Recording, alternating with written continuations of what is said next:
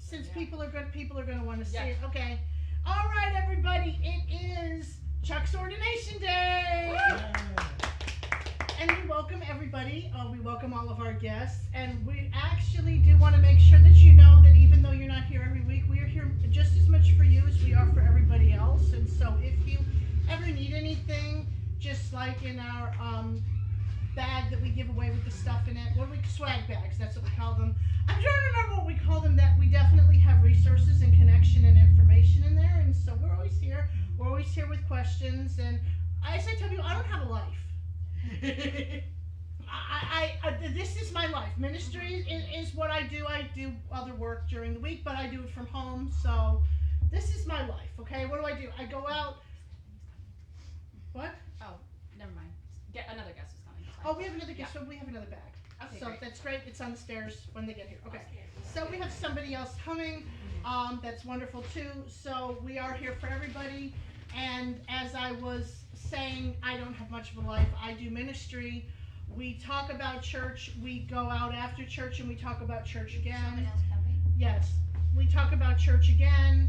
Then it's the middle of the week and we still are talking about church. And I'll go out with my significant other and talk about church.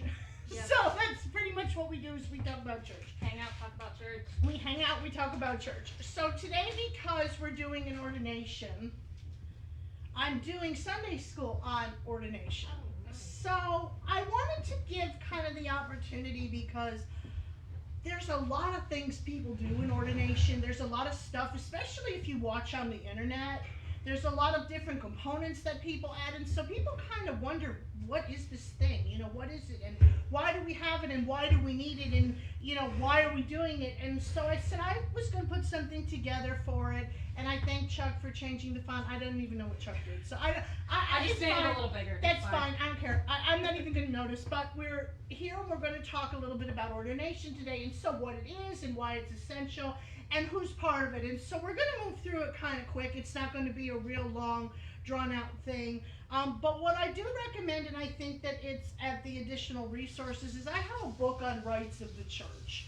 And if you want to learn about that and baptism and communion and all those wonderful, cool things we do, I do recommend the book. I'm actually going to be making an upgrade to it.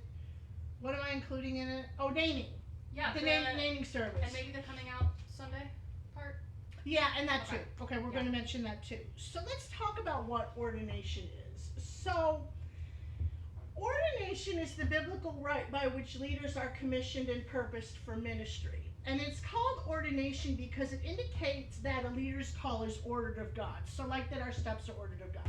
And this is how I describe ministry. If I'm going to describe it in one sentence, it's the Apostle Paul saying, "Follow me as I follow Christ." So in other words, we often have the cult of personality in church today. And I'm careful about saying that because, I mean, I know that, you know, you mentioned certain preachers online, and if you say anything that's critical about them at all, you have everybody jump all over you. And, you know, you can have a perfectly valid argument or a perfectly valid statement, and everybody is all over you because you dared to say anything bad about insert name here. And we all know that there are certain ones. There's a really big one in Texas that has a really big church that you don't ever say their name in a bad way because everybody will be all over you. But the idea of ordination is that we have ordered steps. It's that what we're doing, how we got here and where we are is ordered by God. And the Bible tells us that we are ordained, or we are called for what we do from before the foundations of the world. So before there was ever a world, before there was ever a foundation of the world, before there was ever anything that we do in the world, we had a call from God. And that as we're here now, as we're kind of going through what we're doing, as we're doing this, we're acknowledging it. We're acknowledging that before Charlie was ever born, Charlie was here and was commissioned to be a teacher in church, and that as of today is here for ministry and is here for ministry purposes. And hello, Stephanie. Okay, so that's kind of how it all comes together, that we recognize ordered steps and we recognize ordered work. And so there's an order to it. Now, has anybody ever heard my teaching on logos? I've heard your podcast You've heard my podcast on logos. Okay, so do you remember anything I said in my podcast on logos? Said logos a lot. I said, all right, smarty. Okay, all right, you're going to be like that. I'm not going to talk to you. Okay, for the rest of the teaching.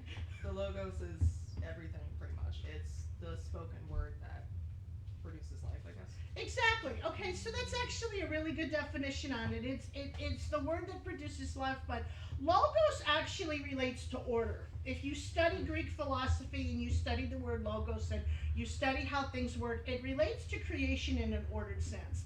And the reason why we're called from before the foundations of the world is because we're a part of that order. We're a part of that created order and created being that God has established. So true ordination confirms what God has put in place within an individual's life, celebrates and acknowledges it, and provides a legal documentation for it. And I'll talk a little bit about that in a minute. But it's basically something that already is. We're just kind of acknowledging it and celebrating it and being happy about it being there. And, so this is a happy thing. This is a happy thing. This is not, we should not look like we swallowed a coat hanger. This is a happy day. It's something that we all kind of come together and we do. So why is it essential to ministry? Well, good question. So should we do ordination? There's a lot of people that debate over this. And look, if there is something that can be debated in Christianity, it's going to be. It doesn't matter what it is, whether it's wearing pants or women's ordination or the nature of Jesus, nature and wills. And have to be publicly executed. Oh God. What? That was in the reading. What did you bring up? No, I couldn't hear you. Why Jesus had to be publicly executed. Why Jesus had to be publicly executed and what we use in communion. And if there's something to be debated, it's debated. And now, it was once upon a time done in councils. Now it's done on Facebook and social media and everywhere else. But why I bring this up is because over the past 15 years, there's been a really big push to ordaining people. I remember when social media was new and people were still kind of halfway civil on it. Those were the days, Wow. right? Yeah, it was a long time ago. Yeah, there was a lot about leadership. And I am the first one to admit that I was part of this push. I was part of, we got to get papers in people's hands and we got to, everybody had to be an apostle or a prophet. It was really kind of obnoxious in hindsight. I mean, it was just like, you had people on there and, I remember the day that Facebook told us that we couldn't use titles on Facebook anymore and how everybody just went outrageous.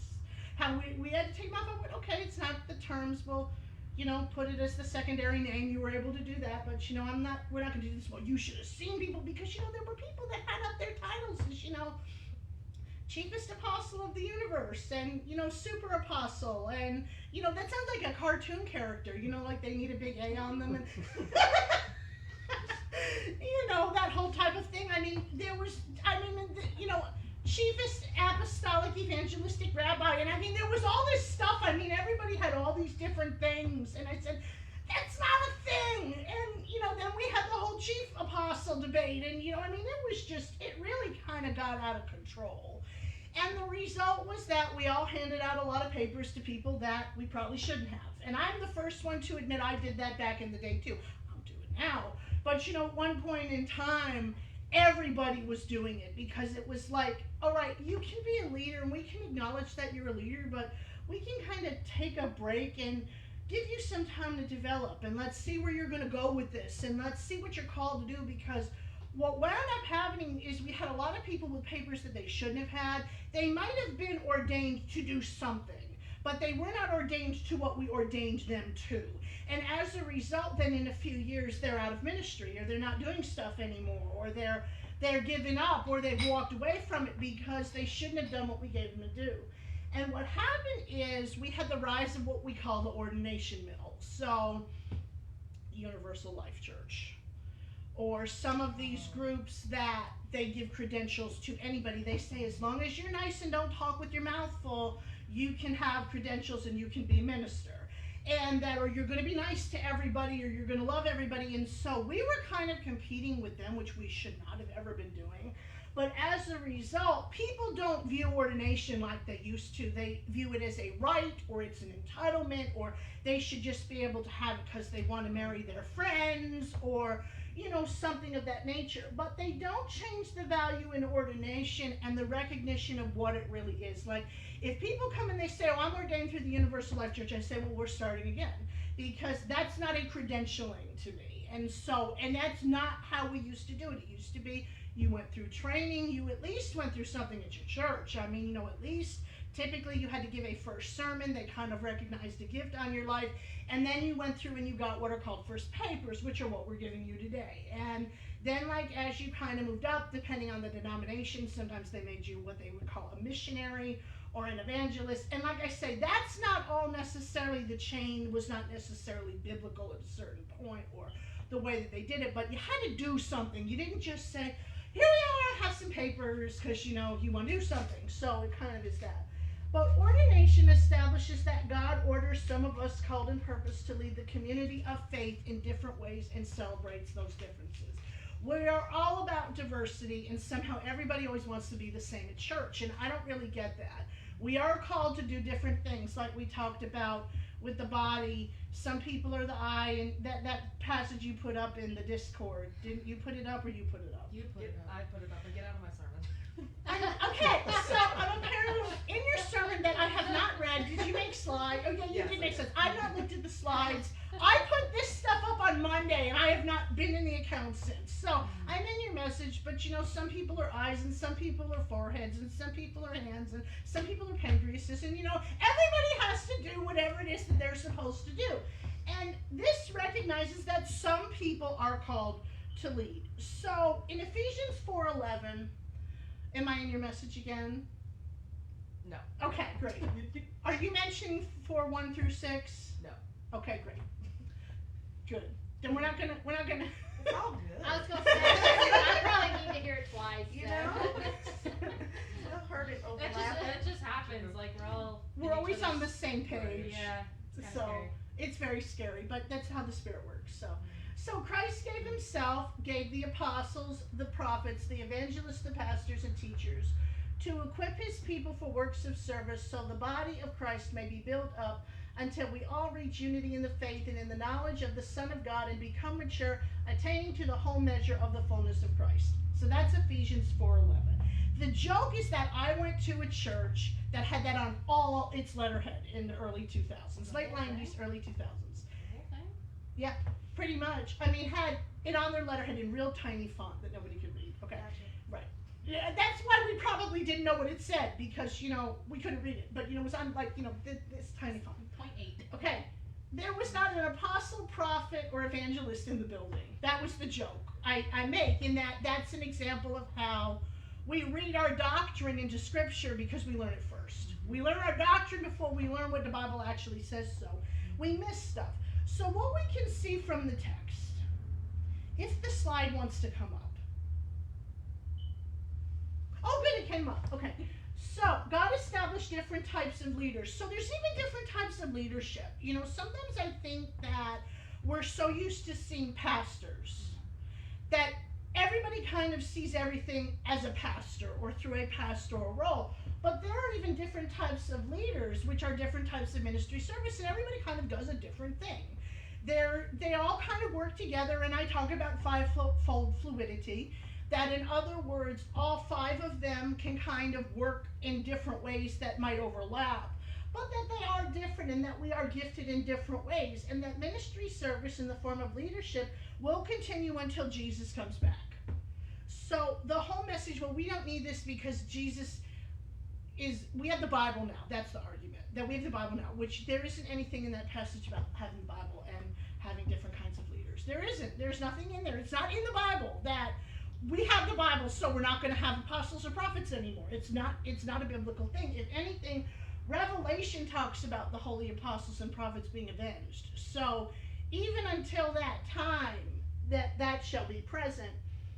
So we have a different covering of necessary leadership, division, and gifts. So this is how I explain it. If you look at the Bible and you look at Jesus, so let's look at the ministry of Jesus. The ministry of Jesus talks about Jesus as an apostle in Hebrews. It talks about Jesus as the prophet in the Gospels. It talks about, I don't know if it ever actually mentions Jesus as an evangelist, but he did obviously preach the gospel and he did do the work.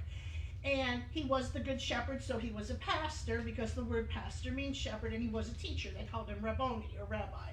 So the entire fivefold is in Jesus. So what Jesus did when he ascended is he gave gifts. In other words, he gave us himself.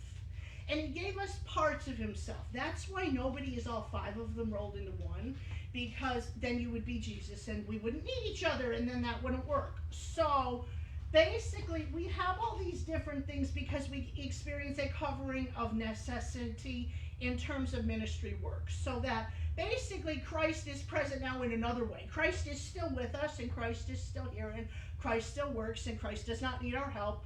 But basically, in terms of the ministry work, when you bring the fivefold ministry together, which is a term for the Ephesians 4:11 ministry, when you bring all that together, you have Jesus present in a different way in his people. And we miss that if we don't have everything together. So ordination is the spiritual acknowledgement of this call, and for different forms of service, there are different forms of ordination. I'm not going to get into all of that today. We have a basic ordination today where Charlie is going to become an ordained minister, ordained and licensed minister. And what that does is that's going to make it so that the word ministry means, all right, what do my seminary seminary students tell me? What does ministry service mean? The service It means service. So that basically ministers are servants. Oh, yeah. And so actually deacon is the same word. A lot of people don't know that. And so minister is basically service, and it means that we're setting you apart today for service. Now, at a later point in time, we will establish you for teaching service, because we take things step by step, and so that is something to look forward to and gives you more time to do stuff. But how this works is that we're acknowledging that you are set apart today for God's service. And it's in a little different way than we all are, because we are all called to service. Well, you basically lead as an example of service, and that's the difference. Follow me as I follow Christ, like I kind of started up. So who is part of ordination? So the basic is that we've got the legal process and the spiritual one. So for everybody's knowledge, just for info, that's kind of fun. Ordination mills are not recognized in every state, or every country for that matter. So like, for example, if you are ordained through the Universal Life Church, you cannot perform weddings in North Carolina, or New York, or Maryland, I think, actually. You have got to be validly, legally licensed and ordained by a proper organization in order to exercise those different functions that everyone's going through these ordination mills in order to do.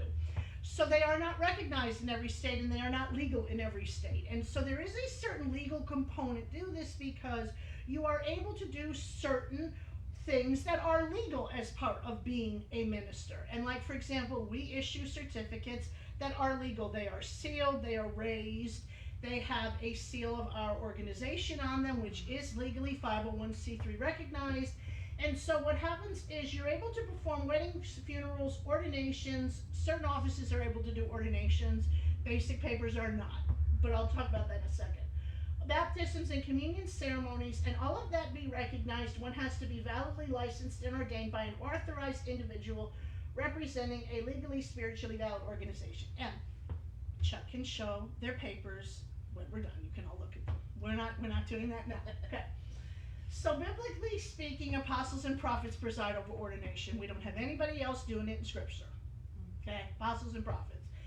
And outside of that, all ordinations must contain the laying on of hands, the presentation of the certificates, which we're going to do all that today, and they have to have a raised seal and a public acknowledgement of one's call. And so that's what we're going to do today. So who's part of ordination? Well, I did a little picture graph. So Jesus, okay, an apostle or prophet. I'm the presider, so my picture went up today. There's the candidate right there.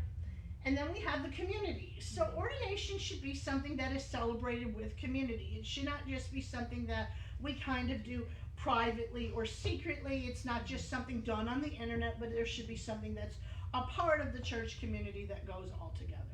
So do we have any questions or comments? Oh, I'm glad. Okay, I like helpful. Okay. So, we have additional resources. So, I did a whole episode on Kingdom Now about ordered steps and about ordination. And there's actually a clip. I spoke at a graduation for a Bible college / ordination ceremony last year, and so that is the link to the episode for that. And if anybody's interested in the book that I talked about that I wrote, that is a link for that, and so everybody can just use their phones and do the QR code. Yeah, it's your fault. I've been doing tons of QR codes. I know, they are. They just make everything really good. And for that we say thank you. Everybody knows where to get in contact with me if they want to. And we are good. Okay, so now we take our break for our selfie service. So, this is how we do selfie service. Well, I can't. Aw. Yes, you can. No, I really can't. Why? My phone is acting